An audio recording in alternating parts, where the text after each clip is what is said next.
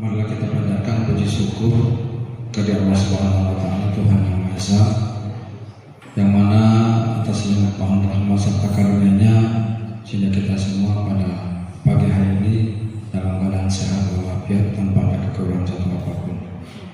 Selawat beri salam dan titik kita kirimkan junjungan kita Nabi Muhammad sallallahu alaihi wasallam. Semoga kita semua akan mendapatkan syafaat yang kiamat Muhammad. Pertama sekali kami ucapkan selamat datang kepada Pak Aswandi dari Disnaker Kabupaten Tanggamus yang berkenan memenuhi undangan kami yang tak henti-hentinya ya Pak, dalam rangka kegiatan SMKPK untuk kemajuan SMK Talang Padang dan anak-anak di masyarakat atau anak-anak di Kabupaten Tanggamus nantinya.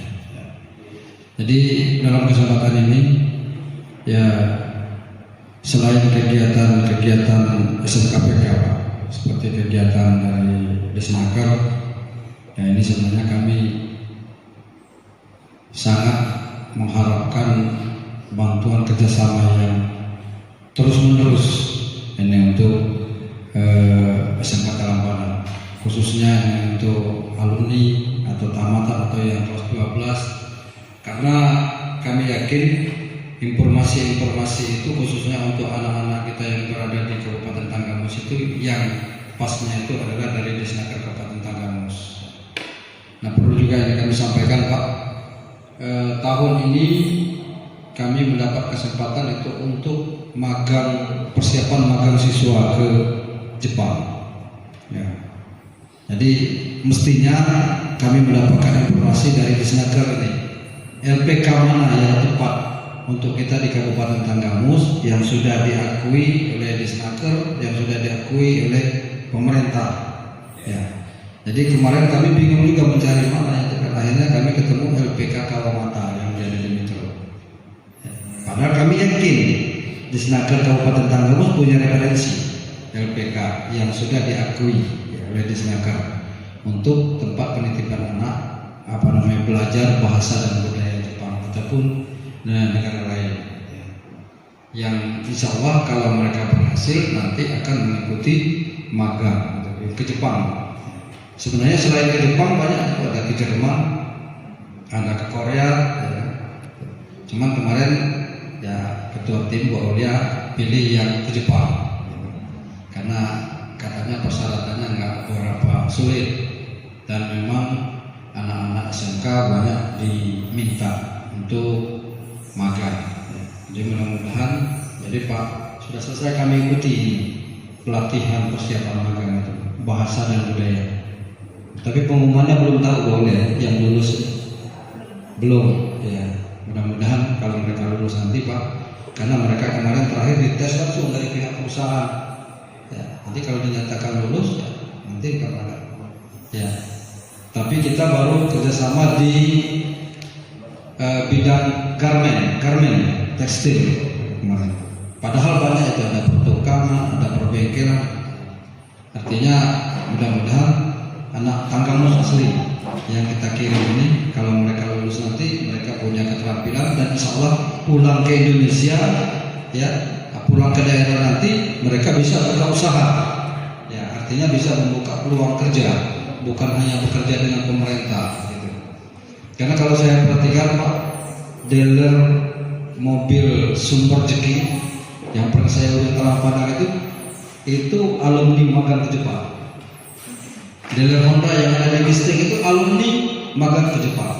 Jadi mereka magang ke Jepang selama 2-3 tahun ya, dengan gaji yang lumayan mereka buka usaha seperti itu ya, karena keterampilan. Lama saya ngobrol dengan yang Sumber Jeki itu Pak, dengan dealer. Ini artinya kalau saat ini kita punya kesempatan, kenapa tidak 4-5 tahun ke depan mereka selesai magang.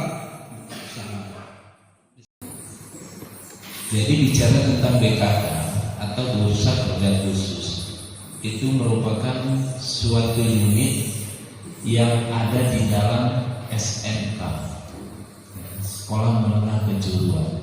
Kita berharap juga sebenarnya BKK ini ada di SMA juga ada juga, karena apa? peran dari maksud dibentuknya bursa kerja ini adalah membangun dan mengembangkan pelayanan antar kerja di sekolah, pendidikan tinggi dan di lembaga pelatihan ke dalam dunia kerja. Saya rasa lulusan SMA juga kan mau bekerja. Cuman kita semua tahu kenapa SMK lebih banyak berperan di sini. Ya, bahkan dari pusat aja ada sampai suatu program khusus yang menyoroti tentang SMK. Jadi kalau dianalisa itu SMK sebenarnya banyak peran penting di dalam membangun generasi muda untuk masuk ke dalam dunia kerja, membantu pemerintah dalam mengentaskan pengangguran terbuka. Jadi yang mindsetnya selama ini, ya, sempat kaget saya bahwa kemarin sempat ada rame, SMK ternyata menyumbang pengangguran tertinggi. Dari mana gitu kan?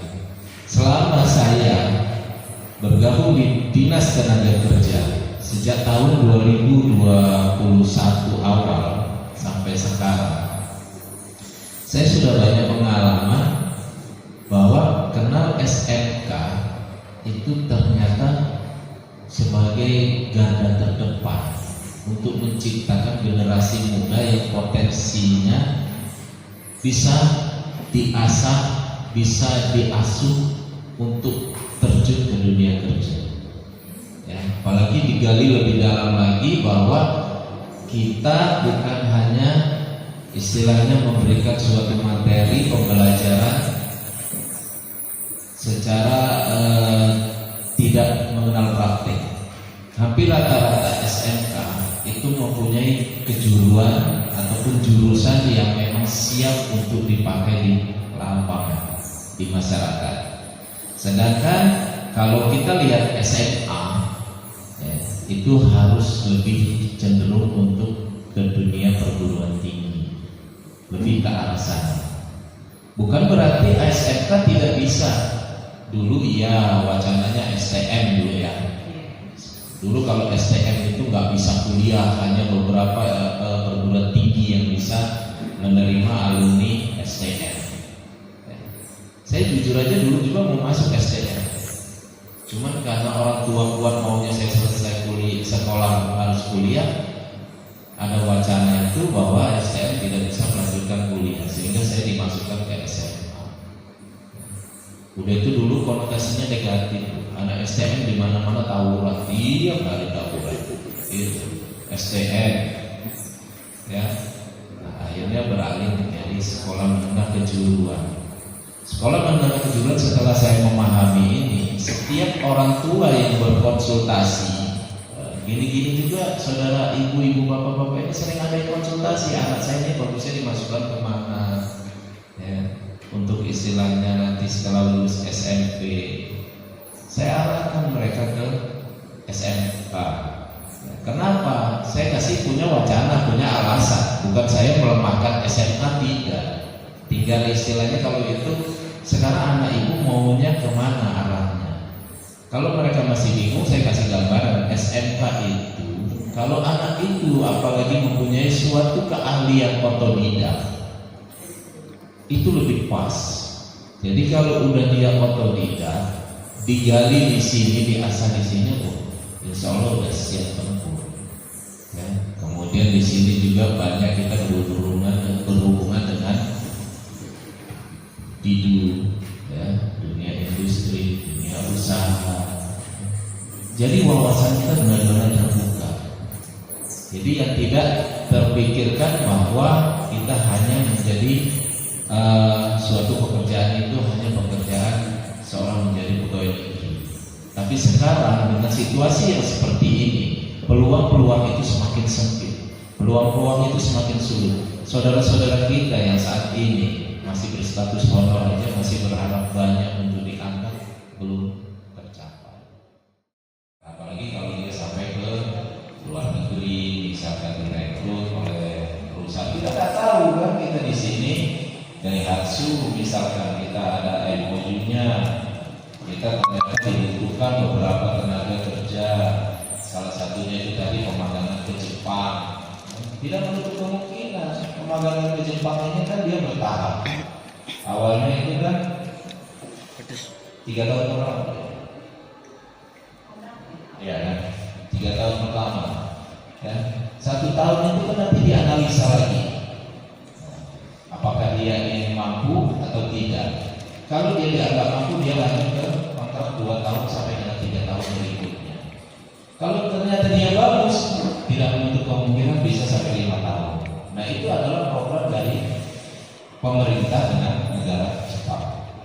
Ya, itu salah satu untuk membekali masyarakat supaya pemerintah ini selalu punya program yang ingin membantu masyarakatnya bisa mendapatkan hidup yang layak. Ya, salah satu yang dibebani di sini adalah PKK. SMK nggak ada, disuruh magangin anak-anak ke Jepang, tapi SMK punya. SMK belum saya pikir. Ya. Wajib melaksanakan OPP bagi alumninya bersama dinas setempat. Kemudian pelayanan penempatan tenaga kerja pada PKK dilaksanakan oleh petugas antar kerja meliputi informasi pasar kerja, penyuluhan, bimbingan jabatan dan perantara kerja. Ya, aktif petugasnya, ya, harus ramah, senyum, baik, cantik, ganteng. Kan ada dilihat. Yang datang itu orang pusing, Bu. Orang sering kerja. Ya, jadi datang itu kita melihat kita aja tugasnya dia berseger, ya. Ibunya cantik, bapaknya ganteng, bapaknya ramah, tidak merokok di ruangan, ya. Ibunya manicure, pedicure. Sekarang kan lagi rame ya, apa namanya? Pakai skincare. Situasi budaya di Korea itu seperti apa, gitu ya. Kalau saya lihat, kalau mau ke Korea nggak usah, nggak usah perlu mengenal ini. Yang penting di sana disiapin mental, ya kan. Nah, kemudian di sini OPP wajib dilaksanakan secara bersama dengan dinas kabupaten kota, ya, orientasi pemberangkatan. Nah, ini job fair, ya. Jadi PKK salah satunya punya peran untuk melaksanakan job fair. Ya. Job fair sangat kemarin itu enggak yang di Gebiar SMK di Unila, enggak ya? Di sana kan ada job fair juga, gitu kan. Jadi untuk meramaikan kegiatan itu kebetulan kita yang dari Tanggamus, Kota Agung Timur, SMA, SMK Negeri Kota Agung Timur, karena mereka tadinya mau ngikutin jejaknya Taman Padang, katanya kan mengadain sendiri, sudah banyak konsultasi dengan saya itu. Jadi kata saya dengan Bu Aulia aja dan Pak Rana coba koordinasi nanti kalau ini apa yang kita coba bantu. Ya, tapi kondisi kita tempatnya begini nggak apa-apa, saya bilang nggak masalah. Saya bilang namanya kita juga mau mengenalkan lingkungan sekolah kita kan, bro. Nggak tahu diarahkan ke sana mereka karena ada SMK kemarin. Jadi job fair, pameran kesempatan kerja diselenggarakan oleh kementerian, dinas provinsi, kabupaten, LPTKS, PKK, atau lembaga berbadan hukum. Pada pelaksanaan job fair dilarang memungut biaya kepada para pencari kerja. Ya. Konversi 2.0 nomor 8 tahun 1948 yang sudah diratifikasi melalui Kepres tahun itu peraturannya, ya. Termasuk ada Undang-Undang Nomor 13 Pasal 38 Ayat 1 yang memperkuat tentang job fair. Jadi barangkali secara singkat, goal kegiatan SMK adalah kerja. Goalnya di kerja, alumninya lulusannya itu kerja. Sebetulnya goalnya di situ. Kesimpulannya bahwa kita tidak sekedar hanya mendidik sampai dengan lulus, tetapi lebih dari itu. Kita masih diberikan tugas dan tanggung jawab untuk memfasilitasi alumni kita sampai dengan memastikan mereka ada pekerjaan atau pendapatan pekerjaan. Kenapa SMK terlihat? Karena murid SMK itu lebih banyak Pak dari SMA. Gitu. Itu ya. Begitu saja.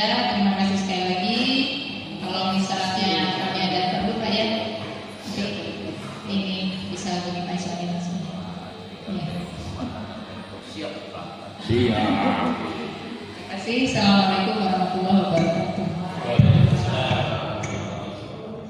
Baik, terima kasih.